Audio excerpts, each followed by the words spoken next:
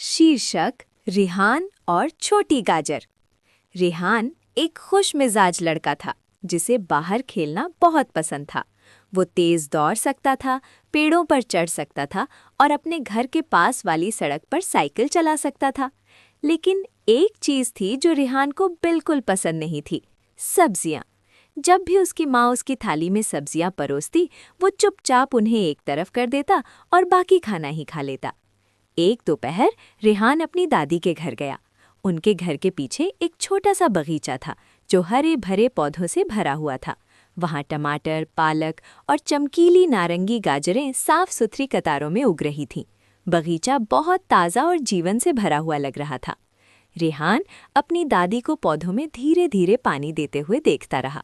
छोटी छोटी गाजर के पौधे मिट्टी में सीधे खड़े थे और गर्म धूप में धैर्य से बढ़ रहे थे। दिन ब दिन वे जमीन के अंदर रहकर धीरे धीरे और मजबूत तथा बड़े होते जा रहे थे। उस हफ्ते रेहान ने दादी की बगीचे में मदद की। उसने पौधों को पानी दिया, छोटी छोटी घास हटाई और उत्साह से इंतजार करता रहा कि पौधे कैसे बढ़ते हैं। कई दिनों बाद गाजरें आखिरकार मिट्टी से निकालने के लिए तैयार हो गईं।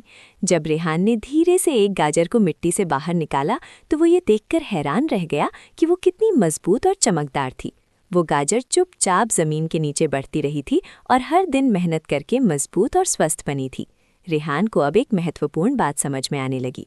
जैसे गाजर को मजबूत बनने के लिए समय, देखभाल और अच्छा भोजन चाहिए होता है, वैसे ही बच्चों को भी स्वस्थ भोजन की ज़रूरत होती है ताकि वे बड़े होकर अच्छे काम कर सके। उस शाम जब खाना परोसा गया तो रेहान ने अपनी थाली में रखी सब्जियों को एक नए विचार के साथ देखा।